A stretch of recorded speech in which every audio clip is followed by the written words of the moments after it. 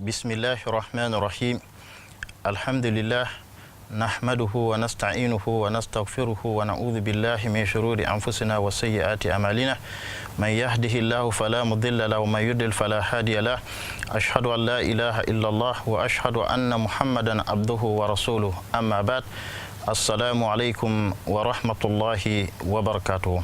Chers téléspectateurs, merci de nous rejoindre dans le cadre de votre émission islamique Al-Bayan.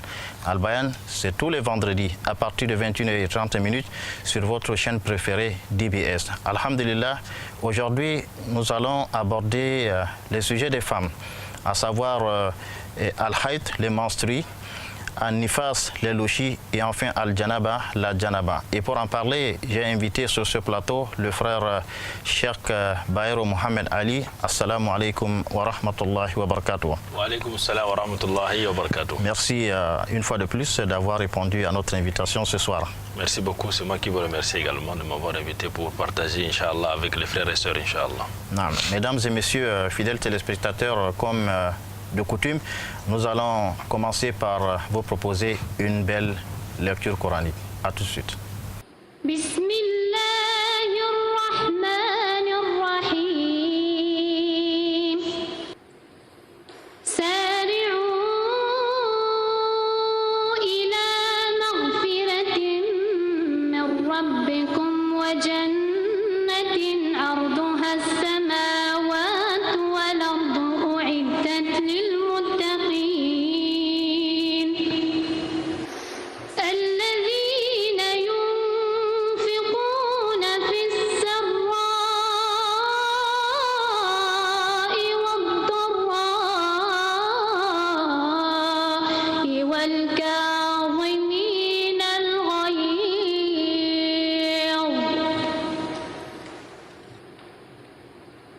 والكاظمين الغيظ والعافين عن الناس والله يحب المحسنين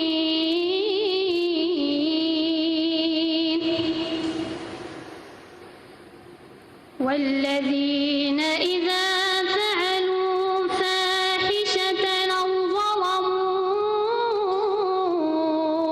أنفسهم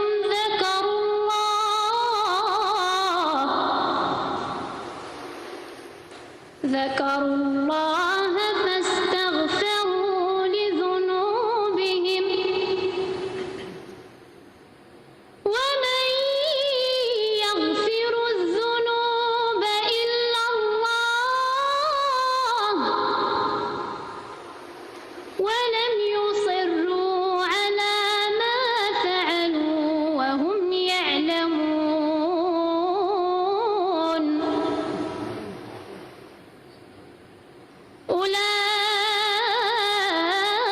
أولئك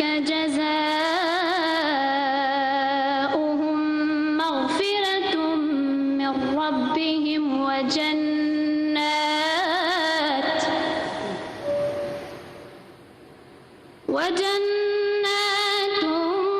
تجري من تحتها الأنهار خالدين فيها ونعم أجر العاملين.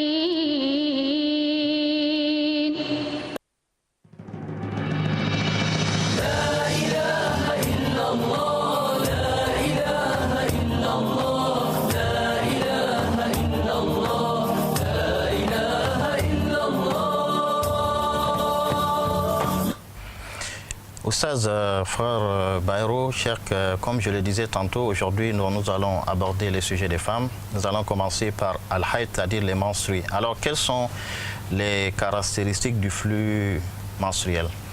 أعوذ بالله من الشيطان الرجيم بسم الله الرحمن الرحيم والصلاة والسلام على أشرف الأنبياء والمرسلين محمد وعلى آله وصحبه أجمعين وبعد. Déjà les menstrues, il faut déjà le répertorier dans sa nature pour qu'on comprenne exactement c'est quoi.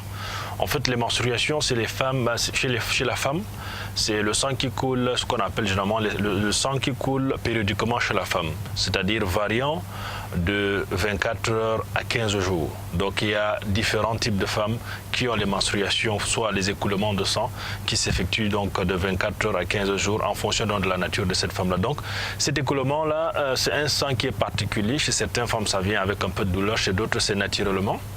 Donc ça sort avec une couleur comme c'est défini, une couleur un peu plus qui tend un peu vers la couleur noire, c'est-à-dire rouge trop foncé, voire qui tend un peu vers le noir, en fonction également donc des femmes. Donc voilà un peu ce qu'on appelle les menstrues. Et durant cette période-là, la femme a une série de pratiques qu'elle n'effectue pas sur le plan islamique. Et donc pour mieux comprendre cela, Dieu a parlé de cela, Allah a parlé de cela dans le Coran en disant que dans la sourate Al-Baqarah, وَيَسْأَلُونَكَ عَنِ الْمَحِيضِ قُلْ هُوَ أَذًى فَاعْتَزِلُوا النِّسَاءَ فِي الْمَحِيضِ. Dieu parle donc des menstruations en disant qu'il te pose donc la question par rapport à la menstruation, dit c'est un mal. Donc c'est une maladie qui fait à ce que certaines femmes se sentent un peu très mal pendant cette période-là. Et quelle est la durée des règles des menstrues? Les règles, comme je disais tantôt, ça varie de 24 heures à 15 jours. Je le dis parce que vous allez tomber... Imam Shafi'i, rahimahullah, il a fait une réplique par rapport à ceux-là qui étaient contre le fait qu'il y a des femmes qui peuvent... Comment une femme peut-elle régler un seul jour, 2 jours ou 3 jours? Donc ça varie. Pourquoi? Parce que ils ont donc dit que non, il est impossible qu'une femme voit ses règles simplement pendant 1 jour, voire 2 jours. Non, il y en a. Imam Shafi'i a écrit ça dans le Kitab al-Umm. Donc, Kitab al-Umm, c'est le livre qui parle dans la jurisprudence islamique. Là où il a écrit, non, il y a des femmes, avec le hadith de Anas ibn Malik, qui a donc rapporté par rapport à cela. Il y avait une femme de sa tribu même qui avait eu ce même problème et qui a donc posé la question à Ibn Abbas par rapport à sa situation. Qu'en est-elle? Le prophète Ibn Abbas a répondu que non, c'est la menstruation. Donc, si ça se coule pendant une période bien réduite de 2 ou 3 jours ou 7 jours, ça varie. Et il était contre. Il y a également certains savants qui ont écrit qu'une femme ne peut pas régler plus de 10 jours. Il y en a qui règlent, mais le maximum c'est, comme on a dit, de 24 heures à 15 jours. Donc ça varie, il y a d'autres c'est 3 jours, d'autres c'est 4 jours, d'autres c'est 5 jours, en fonction des femmes. Il y a des femmes qui arrivent jusqu'à 9 jours, voire même plus. Et si le coulement du sang persiste et va au-delà de la période maximale? Oui, là les savants ont dit ceci, lorsque ça varie, ça va au-delà de ces 15 jours, alors là ça devient la maladie. Donc 15 jours c'est le maximum? C'est le maximum. Donc lorsque ça va donc au-delà de ces 15 jours, ça devient ce qu'on appelle la métrorragie, al-istihada. Et comment distinguer les règles de la métrorragie? Oui, la femme, toute femme connaît exactement son cycle. Toute femme et qui est déjà mature, voire pubère, connaît déjà son cycle menstruel. Donc, ça fait que lorsqu'il y a un décalage dans le nombre de jours qu'elle était habituée à avoir, alors là, elle doit s'attendre à ce que ce soit une autre chose. Et également la couleur. Certes, certaines femmes se disent qu'il y a des fois la couleur qui les trompe, mais il y a également la couleur qui permet de connaître. Mais beaucoup plus, on compte les nombres de jours.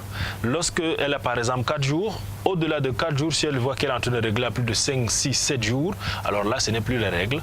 Elle doit donc revenir à une option que non, ça doit être un mal. Et voir également la couleur. Et avant de parler en néfaste des louchis, nous allons marquer une pause. Le temps de suivre Al Bayan Info. On se retrouve derrière.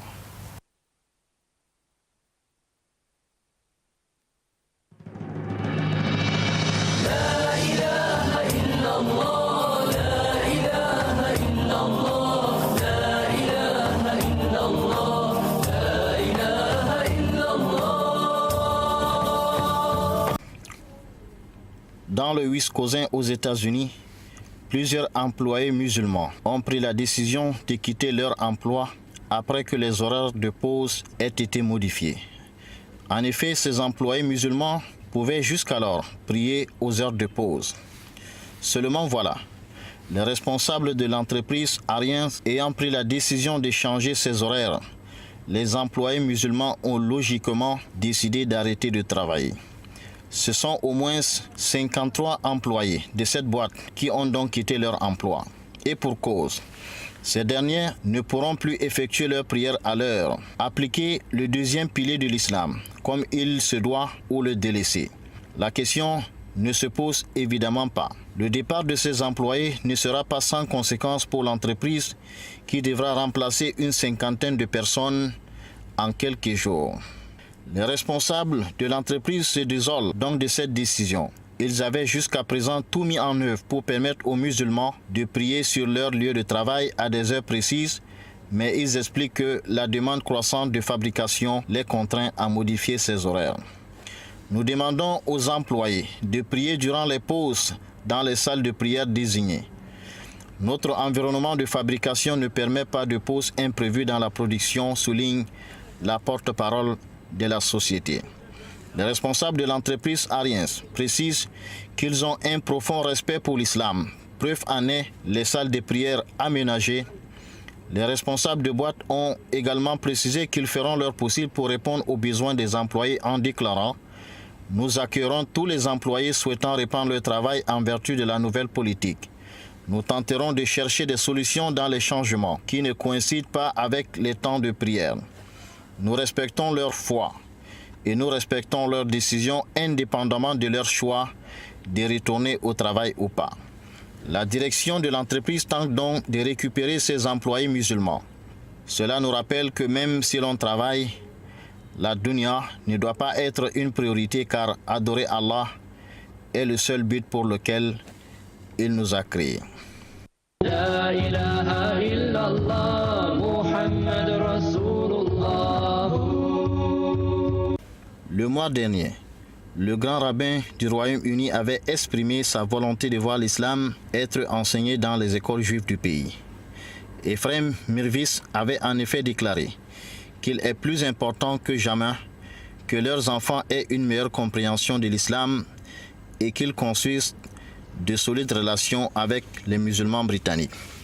C'est ainsi que l'école juive londonienne, Jewish Community Secondary School, a appliqué cette volonté du grand rabbin. L'enseignement de l'islam a donc été inscrit dans le programme scolaire, comme le relève le site ICNA. Le chef d'établissement a fait part de sa fierté face à cet enseignement de l'islam. Le proviseur a expliqué l'importance de cet enseignement aux enfants juifs. En effet, il souligne qu'enseigner l'islam aux juifs permettra à ces derniers de mieux comprendre la religion musulmane et d'accéder à une meilleure vie en société avec les citoyens musulmans.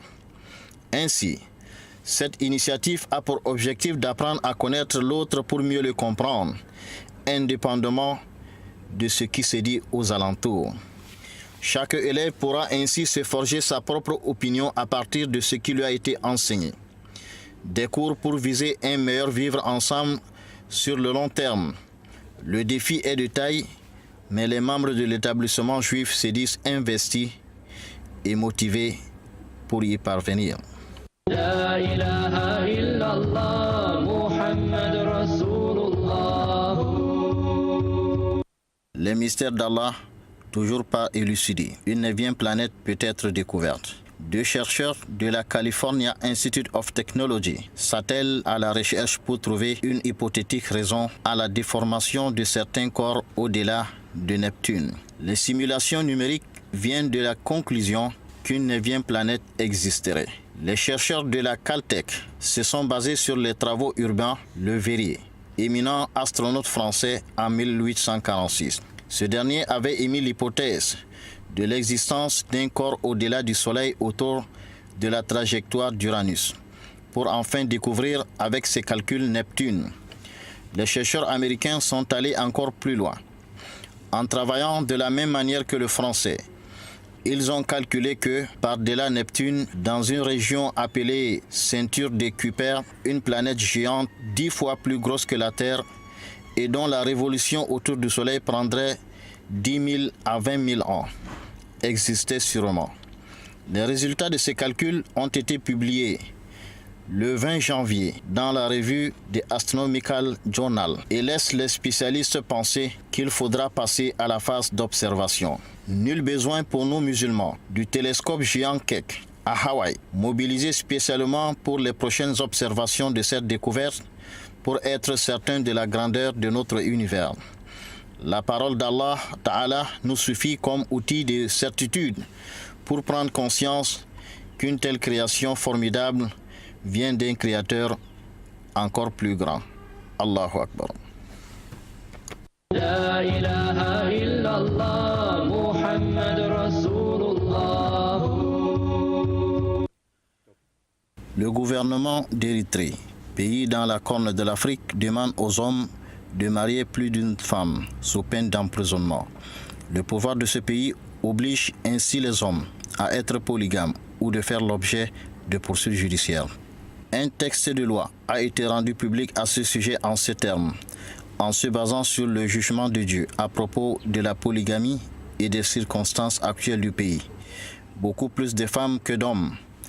Le département héritien des affaires religieuses a pris les décisions suivantes. D'abord, tous les hommes devront épouser au moins 2 femmes et l'homme s'y opposant pourrait purger une peine d'emprisonnement à vie avec travaux forcés. Les menaces ne sont cependant pas que pour les hommes, car il est précisé, la femme qui essaye de dissuader son mari d'épouser une autre femme encourt une peine d'emprisonnement à vie. D'après le gouvernement, tous les hommes devraient marier le plus de femmes possible et avoir le plus d'enfants possible pour rattraper le déficit causé par la guerre qui opposa le pays à l'Éthiopie voisine. La majorité des hommes du pays ont accueilli la nouvelle avec joie. Une minorité trouvant, elle, que la décision va à l'encontre des droits de l'homme. Plusieurs femmes y sont formellement opposées.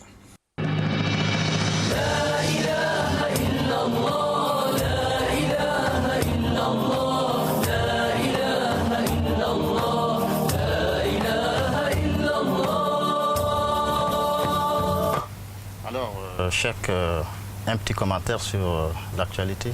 Masha'Allah, alhamdulillah, rabbil alamin, wa salatu wa salam ala ashraf al-anbiya wal mursalin Muhammad wa ala alihi wa sahbihi ajma'in wa ba'd. Déjà, c'est d'être content et fier de voir qu'il y a des musulmans, malgré leur fonction, ils n'oublient pas leur principe, leur créateur, qui est Allah Azza wa Jal, qui les a facilités en les donnant la santé et en les octroyant également ce travail. Parce que vous savez, il y a des fois des musulmans qui travaillent dans certains postes, ils oublient la prière, ils oublient de donner à Allah Azza wa Jal son droit à temps voulu. Vous savez, lorsqu'un musulman respecte ses principes, comme vous voyez ces derniers, ils prient en route, comme il n'y a pas de moyens, ils se battent, ils font avec ce qu'ils ont. Allah accepte leur prière. Et Allah ne cessera jamais de les élever en degré, parce qu'ils ont d'abord donné une priorité à Allah Azza wa Jal dans tout ce qu'ils veulent faire, et Allah va bénir dans leurs affaires. C'est marrant de fois de voir un croyant qui se met des nuits, des semaines à jeûner pour demander à Allah Azza wa Jal de lui donner quelque chose. Et lorsqu'Allah lui donne dans cette chose, il oublie Allah, celui-là qui l'a donné. Cette chose, ça fait donc partie de l'ingratitude du fils d'Adam. En ses obligations. Et ses obligations. Voilà. Donc en disant, soi-disant que le travail est tellement avancé, il est tellement occupé, oubliant que c'est Allah qui donne. Et la santé qui lui permet d'aller travailler, et ce travail même qu'il a eu. Donc c'est à encourager, c'est à tirer, vraiment c'est être reconnaissant par rapport à cela. Et également par rapport à cet aspect et cette loi en Érythrée, parce que cette loi, je dirais, ça risquerait de nous retrouver ici également, et même dans beaucoup de pays, parce que lorsqu'on fait les statistiques géographiques, voire les statistiques démographiques ici au Cameroun, montrent également qu'au Cameroun, il y a plus de femmes que d'hommes. Et on ne serait pas surpris que l'État envisage peut-être cette procédure pour pouvoir pallier à ce problème, à ce phénomène, parce que, vous savez, s'il y a plus de femmes, qui va donc épouser les autres? De peur de tomber dans ce vagabondage, voir cet égarement que nous voyons en fait, à travers le monde, où des femmes se retrouvent avec des femmes, je pense que l'idéal serait que les hommes aient plus de femmes pour peut-être régler ce problème. Pallier à ce problème, Inch'Allah. Non. Mesdames et messieurs, la suite de notre entretien.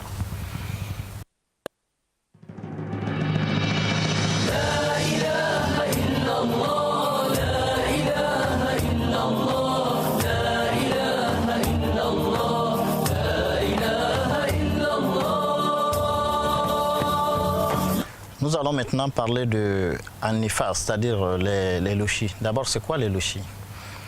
Alhamdulillah Rabbil Alamin wa salatu wa salam ala ashraf al-anbiya wal mursalin Muhammad wa ala alihi wa sahbihi ajma'in wa ba'd. Avant de parler de lochi, j'aimerais revenir un peu sur les menstrues, parce qu'en fait, lorsqu'on a exposé les menstrues, on n'a pas peut-être rappelé sa nature, ses caractéristiques, parce que ça a une odeur pour distinguer entre les lochis entre les menstrues et la métrorragie, c'est l'istihada. Il y a cette différence au niveau, premièrement, de l'odeur des menstrues, qui a une odeur qui est un petit peu forte, ocre, et sa couleur également qui est également très forte. En fait, les problèmes de menstrues a été exposé depuis le temps du prophète sallallahu alayhi wa sallam avec beaucoup de hadiths, avec le cas de Fatima bint Abi Jaysh. Elle a posé donc la question par rapport au prophète sallallahu alayhi wa sallam par rapport à ses menstrues, en demandant qu'est-ce qu'elle doit faire exactement lorsque ça arrive et comment également reconnaître cela. Le prophète sallallahu alayhi wa sallam a dit « إِذَا كَانَ دَمُ الْحَيْضِ فَإِنَّهُ أَسْوَدْ يُعْرَفْ » Donc, si c'est par rapport aux menstrues, ça a une couleur bien spécifique, ça tend plus vers le noir et c'est connu par rapport à son odeur qui est très, très, très, très forte. Et فَإِذَا كَانَ كَذَلِكَ فَأَمْسِكِ عَنِ الصَّلَاةِ فإذا كان الآخر فتوضئي وصلي فإنما هو عرق. Donc dans ce hadith, le prophète sallallahu alayhi wa sallam différencie entre les menstrues qui a sa particularité et la métrorragie qui est le istihada. Ça veut dire qu'il y a des moments, il y a des cas où une femme est en train de régler, c'est-à-dire de voir ses menstruations durant tout un mois, c'est impossible. Alors là, comme c'est venu avec le hadith de Salma, elle a posé la question par rapport à cette femme-là qui voit ses règles tout le mois. Le professeur a dit que c'est impossible. Donc c'est pour donc déterminer le nombre de jours, pour dire que non, il y a un nombre de jours que cette femme normalement devrait être en état de menstruation. Passé dans ce moment, c'est la métrorragie, donc c'est la veine. C'est pour ça qu'il a précisé dans ce hadith que si c'est les règles, elle s'abstient de prier et elle s'abstient également de jeûner. Mais c'est dans le cas contraire également, elle doit automatiquement se purifier et prier. Sûrement, Inch'Allah Ta'ala, en fonction des questions, on reviendra là-dessus. Et je conclus avec ce hadith qui est venu également par Aïcha lorsqu'elle s'était plainte. Elle était allée avec le prophète sallallahu alayhi wa sallam au pèlerinage et puis juste avant, dans les rites du pèlerinage, il y a eu donc ces menstrues qui sont arrivées. Elle s'est plainte, elle était un peu triste. Le prophète sallallahu alayhi wa sallam a dit هذا أمر كتبه الله على بنات آدم فاصنعي ما يصنع الحج غير ألا تطوفي ولا تصلي. Rapporté dans le Sahih Bukhari, il a simplement dit à Aïcha donc, de faire tout ce qu'elle peut faire dans le pèlerinage, mais de ne pas simplement prier et de ne pas faire le tawaf. Que c'est quelque chose qu'Allah a décidé naturellement chez les filles d'Adam alayhi salam. Donc déjà les menstrues c'est quelque chose de naturel pour rappeler et recadrer exactement la question. Par rapport donc au lochi, les nifas, qu'on appelle littéralement les lochis, c'est un écoulement de sang qui se passe après l'accouchement. Donc lorsqu'une femme accouche, elle a l'écoulement qui varie donc, en fonction de sa nature jusqu'à 40 et dans d'autres madhahib, on parle jusqu'à 60 jours. Donc c'est ça en fait qu'on appelle le lochi. Donc c'est cet écoulement d'eau, ou ça dépend de la nature de cette eau ou du sang, durant donc une période bien définie entre la période que la femme a accouché allant jusqu'à 60 jours. Ça c'est le top, c'est le plus grand nombre, le maximum de jours chez la femme. Et si la femme accouche, supposons aujourd'hui, et que quelques heures après, l'écoulement s'arrête, donc elle se purifie et puis elle continue l'adoration? Non, pas du tout, pas du tout. Il faut observer parce que certes, ça varie chez les femmes. Il y a d'autres femmes qui ont 20 jours, il y a d'autres ça varie en fonction des femmes. Mais les savants disent que quoi? Il faut un minimum de nombre de jours. C'est-à-dire qu'il est impossible qu'une femme accouche aujourd'hui et puis un jour, ça s'arrête. Non, elle doit patienter. Elle doit patienter, voire 2, 3, 4 jours pour voir également sa nature parce que ça peut revenir. Peut-être que suite à une consommation de certains remèdes ou de certaines injections qu'elle a subies durant son accouchement, ça peut également influencer sur son écoulement. Parce que vous allez constater avec moi qu'il y a des femmes qui ont des problèmes qui sont des fois créés par les comprimés, par certains traitements qu'elles font, spécialement avec les menstrues, parce qu'il y a des femmes, lorsqu'elles consomment, voire lorsqu'elles font certains types de contraception, voire certains types de remèdes qu'elles consomment, ça a une influence même sur le nombre de jours de ces menstrues. Ça vient me la perturber des fois. Et elles se retrouvent en train d'avoir des écoulements de sang à des moments irréguliers, pendant ces périodes qu'elle est propre. Donc il y a donc cela aussi qui peut arriver à la femme qui vient d'accoucher. Suite à des injections bien précises, ça peut influencer également ses lochis. Donc elle doit patienter au moins pendant les 3 jours pour voir également, parce que les savants disent que si c'est que ça commence 1, 2 jours, ça s'arrête, il faut patienter toujours 3 jours pour voir. Durant les 3 jours, si rien ne sort, alors là, elle peut donc se purifier et prier. Vous avez dit que la durée maximale, c'est 60 jours. Et si ça va au-delà de 60 jours? Alors là, les savants ont dit que ça devient également une maladie. Ça devient donc également, on revient toujours à la même maladie qu'on appelle la métrorragie, l'istihada, parce que lorsque les savants ont dit que lorsque la femme qui a ces nombres de jours de lochi arrive à atteindre un summum, qui est le summum qu'on a mis dans notre madhahib, 60 jours, si ça dépasse donc 60 jours, elle doit se limiter après 3 jours. Donc, à plus de 60, elle augmente 3 jours.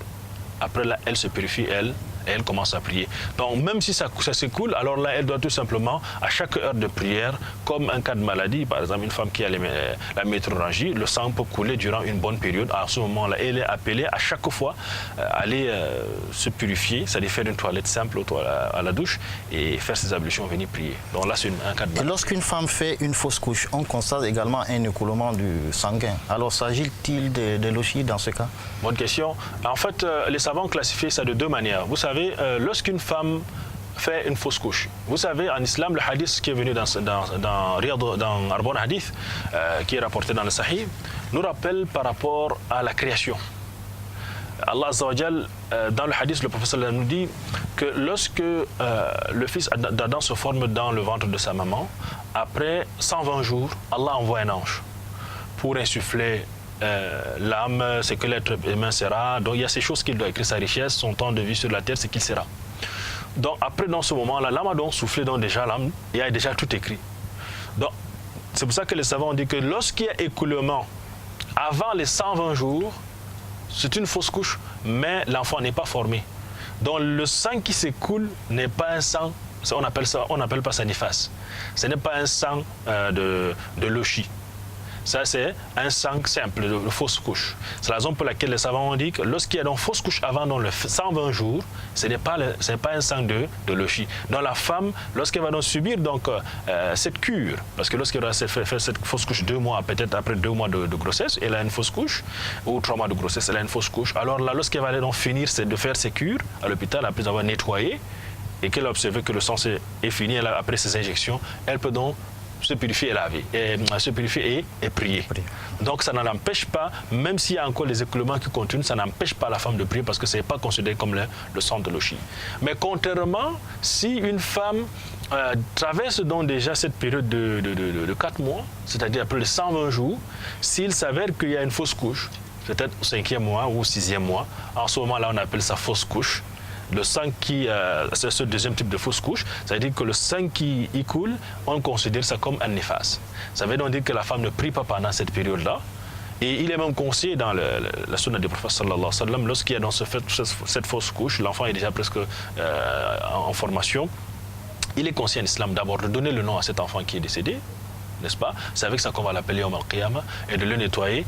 Et d'après certains hadiths même, le prophète sallallahu alayhi wa sallam a dit lorsque un enfant, c'est-à-dire lorsqu'il y a une fausse couche, lorsqu'il parlait dans des fausses couches, s'il y a donc cette fausse couche et que l'enfant est informé, il faut lui donner un nom, il faut le prier, même le nettoyer, le prier et aller l'enterrer.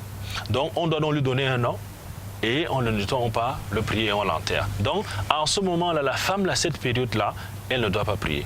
Elle doit donc patienter le nombre de jours que le sang va couler. Ça dépendra donc du nombre de jours, si ça fait 20, si ça fait 30 ou plus. Alors là, après cette période-là, elle se purifie et elle prie. Donc voilà un peu comment on doit distinguer cet aspect-là. Chers téléspectateurs, nous allons marquer une autre pause, le temps de suivre le rappel de la semaine après le jingle.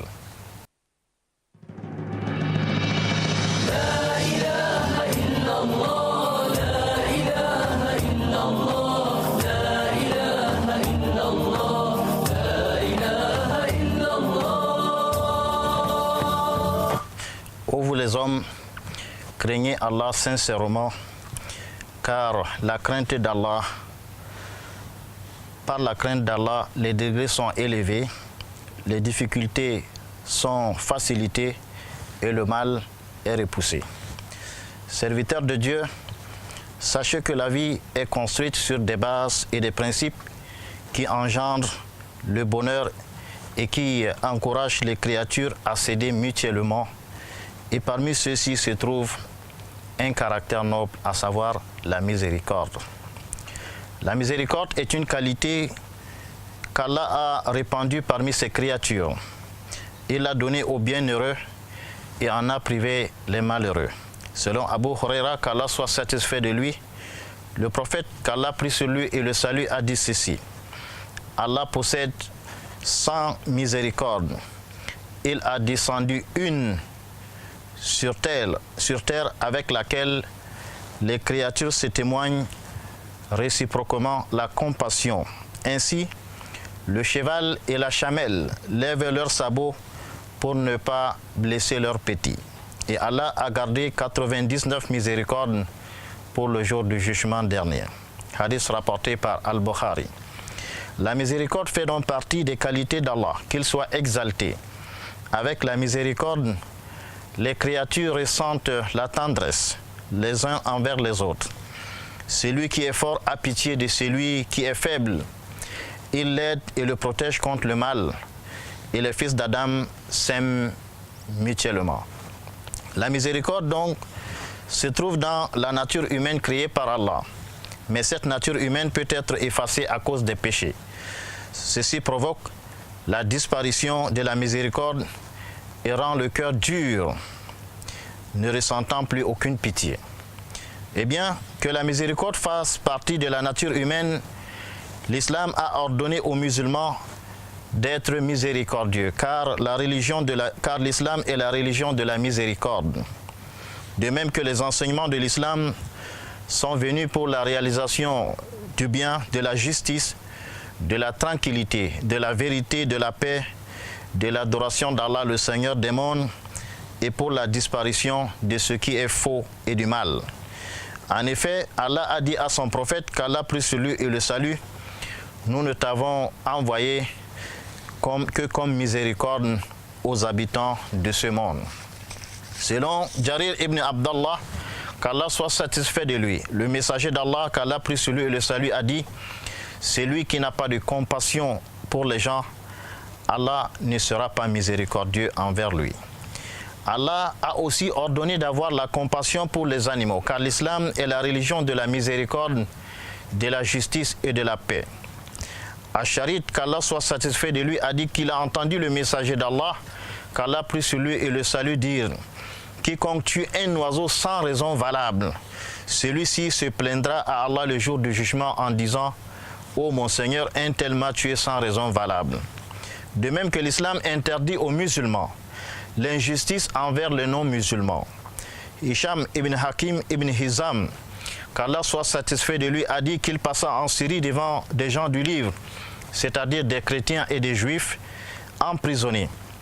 Hisham dit alors: je témoigne que j'ai entendu le messager d'Allah, qu'Allah plus sur lui et le salut, dire: Allah punira ceux qui font souffrir les gens de ce bas monde. Puis il alla chez le gouverneur pour lui parler, et celui-ci ordonna de les libérer. Ô vous les musulmans, à l'époque où nous vivons, l'humanité a besoin de ces principes islamiques. La plupart des gens n'ont plus de miséricorde envers les faibles, les enfants, les femmes et les vieillards. Ils ne pensent qu'à la force et à la puissance, alors que le Coran nous dit ceci: ô vous qui avez cru, craignez Allah pieusement et dites des paroles pertinentes et justes. Il corrigera vos actions et absoudra vos péchés. Celui qui obéit à Allah et à son messager a remporté effectivement un succès énorme. Qu'Allah fasse de nous des serviteurs qui écoutent la parole et s'évertuent à l'appliquer de la meilleure des manières. Allah is the creator of heaven and of earth. Nothing may compare with him, he is the one alone. The prophets, best of humankind, to all nations and all tribes. Last of all Muhammad, mercy to the world. The reckoning, the final day when all will see their works remade in soul and body to stand before the Lord, with patience bearing every grief, with thankfulness for all blessings. We are content with destiny, the will of Allah. Faith is belief in Allah and the messengers, the angels and the final day and the holy scriptures. To believe in destiny, that good and bad both come from him, and the resurrection. There is no God but Allah. Amantu billahi wa malaikatihi wa kutubihi wa rusulihi wal yawmil akhiri والقدر خيره وشره من الله والبعث بعد الموت لا إله إلا الله لا إله إلا إلا الله لا إله إلا الله لا إله إلا الله لا إله إلا الله. Retour sur le plateau de Al-Bayan avec notre invité. Nous continuons notre entretien. Maintenant, ce que je voudrais savoir, c'est quand parle-t-on de l'état de Janaba? Oui, alhamdulillah, rabbil alamin, wa salatu wa salam ala ashraf al-anbiya wal mursalin Muhammad wa ala alihi wa sahbihi ajma'in wa ba'd. La janaba est en fait cette grande impureté qui est causée par les relations intimes avec sa femme légitime. À la suite donc de ces relations, il y a ce qu'on appelle cette impureté majeure. Et également à la suite d'un rêve érotique, c'est-à-dire pour une personne qui se réveille, donc qui passe une nuit blanche, il doit également faire la janaba. Également pour une femme, lorsque ses cycles menstruels, c'est-à-dire le cycle de menstruation s'arrête, c'est-à-dire ce nombre de jours pendant lesquels elle est donc impure, lorsque ça s'arrête, elle doit se purifier le bain de janaba. Et également par rapport à la fin de l'écoulement de l'oshi. Également, lorsqu'une femme accouche, après donc cette période de l'oshi, l'écoulement de l'oshi, lorsque ça s'arrête, elle doit également faire la janaba. Et également pour un nouveau islamisé, lorsqu'il vient pour s'islamiser, il doit également faire la janaba. Donc voilà un peu ces actes qui causent ce qu'on appelle cette grande impureté al-janaba. Et alors maintenant, je voulais savoir, qu'est-ce qui est interdit en période de règles, de l'oshi et de la janaba? Oui, on avait la période hadith là tout à l'heure par rapport à Aïcha, lorsqu'elle était venue voir le prophète sallallahu alayhi wa sallam en se plaignant par rapport à son état d'impureté. Le prophète sallallahu alayhi wa sallam a dit, tu peux tout faire que le pèlerin fait, mais tu ne donc tu ne dois pas prier, tu ne dois pas faire le tawaf. Et par rapport au hadith de Fatima bint Jaysh tout à l'heure, le prophète sallallahu alayhi wa sallam l'avait dit, fa'amsiki anis salah wa sawm. Donc lorsque ça arrive, la janaba, il ne faut pas prier, et il ne faut pas également jeûner. Donc, ce que la personne ne doit pas faire déjà, c'est répertorié dans les deux hadiths. La janaba ou les menstruations? Pardon, je parle des menstruations. Donc, mais maintenant, en fait, ça globalise en fait la janaba. C'est une partie parce que lorsqu'une personne, une femme ne prie pas, elle ne peut pas. Lorsqu'une femme ne prie pas, elle est en état de menstruation. Et qui dit état de menstruation finit par la janaba. Parce que vous avez parlé là de prière et de jeûne. Oui, je suis en train d'arriver, puisqu'elle ne peut pas prier. Ce qu'on ne doit pas faire pendant la janaba, c'est ce que vous avez posé comme question. Parce que lorsqu'on est en état de janaba, on ne doit pas prier lorsqu'on est en état de janaba. Mais on doit jeûner. Non, on ne gêne pas. Lorsqu'on est en état de janaba, on ne doit pas prier. On jeûne, pardon. C'est différent avec l'état de menstruation. Merci pour la précision. Donc, je disais tantôt, par rapport au cas de la janaba spécifiquement, on ne prie pas, mais on jeûne. Mais par rapport au cas de menstruation, comme je disais tantôt, on ne fait pas les deux. C'est-à-dire, lorsqu'on est en état de menstruation, on ne peut pas faire le tawaf et on ne peut pas également prier. Également les lochis? Oui, les lochis également. Ah. Et maintenant, après cessation du flux menstruel, est-ce que la femme peut, d'abord même en état de menstruation, est-ce que la femme peut avoir des rapports avec son époux? Là, Allah dit dans le Coran, Bismillah ar-Rahman ar-Rahim, wa yas'alunaka 'anil mahid, qul huwa adha. فاعتزلوا النساء في المحيض ولا تقربوهن حتى يطهرن فإذا تطهرن فأتوهن من حيث أمركم الله إن الله يحب التوابين ويحب المتطهرين. Donc Allah dit dans le Coran, dans la sourate 2, Allah nous dit, et il te pose des questions par rapport à la menstruation. Dit c'est un mal, c'est-à-dire c'est une maladie pour la femme, c'est une période un peu compliquée. Éloignez-vous de vos femmes. Donc, ne vous rapprochez pas d'elles spécialement ici. L'éloignement, vous allez voir, ça se concrétise un peu plus bas le verset qui suit pour spécifier exactement l'éloignement. Et non, Allah dit donc Dieu dit ne vous approchez pas d'elles, c'est-à-dire sur le plan relation intime.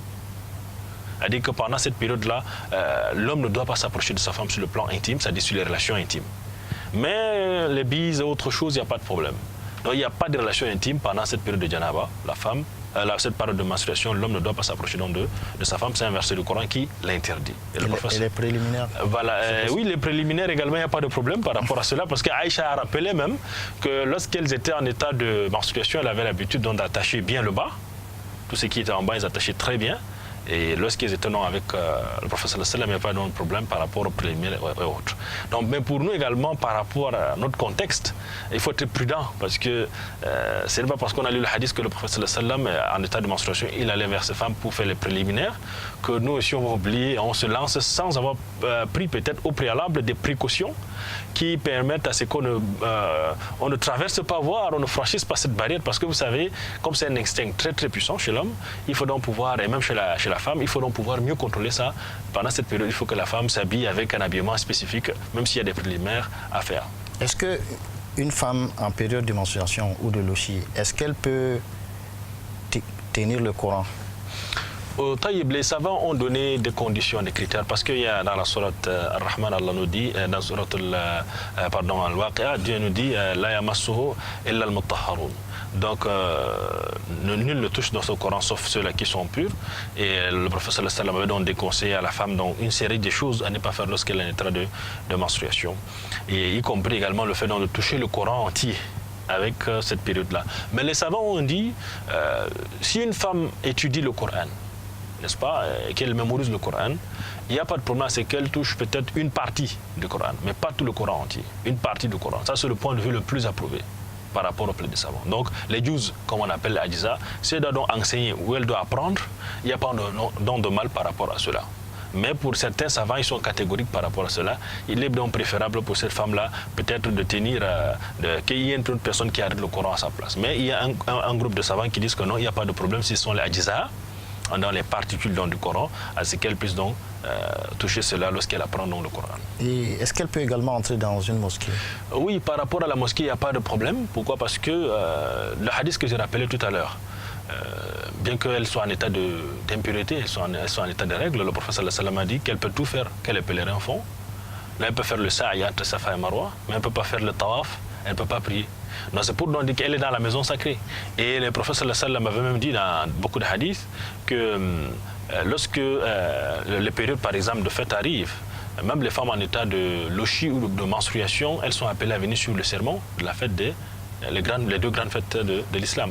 Donc c'est pour dire que comme si c'est une grande mosquée où il y a les femmes, il n'y a pas de problème à ce qu'elles assistent, mais sans prier. Parce que si déjà l'islam permet aux non-musulmans d'entrer dans la mosquée sur certaines conditions, déjà dont la femme en état de menstruation peut également entrer dans la mosquée. Exactement, exactement. Il y a même plus loin dans certains hadiths où le prophète sallallahu alayhi wa sallam avait réservé un jour spécifique pour les femmes, pour les enseigner à la mosquée.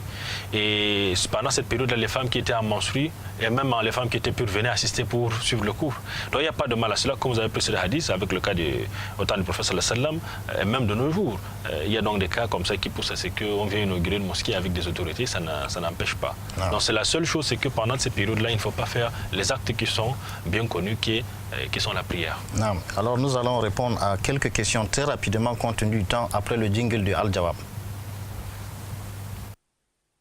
Sing, children of the world, come together and hear the call. Sing, children of the world, Islam will unite us all. Subhanallah, walhamdulillah, wallahu akbar. Retour sur le plateau de Al-Bayan, nous commençons par la première question qui nous vient de Douala, du frère Ibrahim. Il dit bonsoir à vous. Y a-t-il problème pour un homme qui fait des rapports avec son épouse et éjacule dehors? Alhamdulillah Rabbil Alamin, wa salatu wa salam ala ashrafil anbiya wal mursalin Muhammad wa ala alihi wa sahbihi ajma'in wa ba'd. On appelle ça al-azl. Al-azl, c'était l'éjaculation au temps du prophète sallallahu alayhi wa sallam. Il y a eu dans les cas des sahaba qui faisaient ce qu'on appelle ce azl-là, une sorte de contraception, parce qu'ils étaient en train de le faire avant que l'islam, les révélations du Coran descendent. Ils faisaient cette pratique. Le Coran est descendu sans les interdire cela. Ce qu'on appelle azl, c'est qu'on appelle une éjaculation extra-utérine. Donc ça se pratiquait au temps du prophète sallallahu alayhi wa sallam. Le prophète n'a pas interdit. Il n'y a pas de mal à cela si c'est nécessaire. Non. Bonsoir, c'est le frère Suleiman qui demande pourquoi est-il interdit aux femmes d'égorger les poulets? Il n'y a pas un texte Il n'y a pas un texte comme ça juridique qui interdit aux femmes d'égorger le poulet, ou ce soit le mouton, ou soit le bœuf. Ça dépend. S'il n'y a pas une autre personne pour égorger à leur place, elles sont appelées à le faire. Le fait d'égorger ne nécessite pas automatiquement que ce soit des hommes ou ça nécessite une catégorie de personnes là. La femme, comme l'homme, peut égorger. Il y a, juridiquement, sur le plan islamique, il n'y a pas de problème. Mais sinon, c'est beaucoup plus les traditions qui ont fait à ce qu'on pense que la femme ne peut pas immoler. Elle peut bien immoler s'il n'y a pas une personne adéquate pour le faire. Et ceux qui disent que bon, lorsqu'elle veut égorger, elle doit apporter un enfant derrière, est-ce que c'est... Tout ça, ce sont des traditions. On ne connaît pas ça sur les textes. Il n'y a pas un texte comme ça clair qui est venu pour dire que lorsque la femme veut égorger, elle fait telle chose ou telle chose. Non. Y a-t-il une différence entre Qiyam al-Layl et Tahajjud? C'est le frère Mohamed Arafat de Maroua. Le Qiyam al-Layl, beaucoup plus on l'utilise dans les pratiques qu'on fait durant le Ramadan. Vous savez, durant le Ramadan, on appelle beaucoup plus le Qiyam al-Layl. Le Qiyam, c'est le fait de se lever. Les gens, beaucoup de personnes se lèvent pour faire le Qiyam. Le Tahajjud, ce sont les prières qu'on fait. C'est-à-dire qu'à toute année, toute période de l'année, les gens se lèvent pour faire les prières. C'est ce qui était même beaucoup plus obligatoire chez le prophète sallallahu alayhi wa sallam. C'était une obligation pour lui de le faire chaque nuit. Par rapport à nous, que c'est une sunna. Pour celui qui peut le faire, c'est une bonne chose. Or, le Qiyam al-Layl, on le fait beaucoup plus pendant le mois de Ramadan. Voilà un peu comment les jurisconsultes classent cela. Mais bien qu'à un certain niveau, on essaye de les balancer dans les deux sens. Non. Non. Bonsoir à vous sur le plateau de Al-Bayan. Je m'appelle Mariam Oumarou de Garoua. Est-ce qu'il est normal qu'une femme part au marché, va au marché, faire le marché? Il n'y a pas un texte qui interdit à la femme d'aller au marché. Sur le plan juridique, il n'y a pas un texte. Certes, le prophète sallallahu alayhi wa sallam a dit l'une des mauvaises places à la surface de la terre, c'est le marché. Donc c'est la raison pour laquelle il faut réciter beaucoup les doigts, masnouna, les doigts qui sont venus à la sunna lorsqu'on entre au marché, à d'autres kursi et d'autres doigts qui sont venus à Hisnul Muslim avant d'entrer au marché.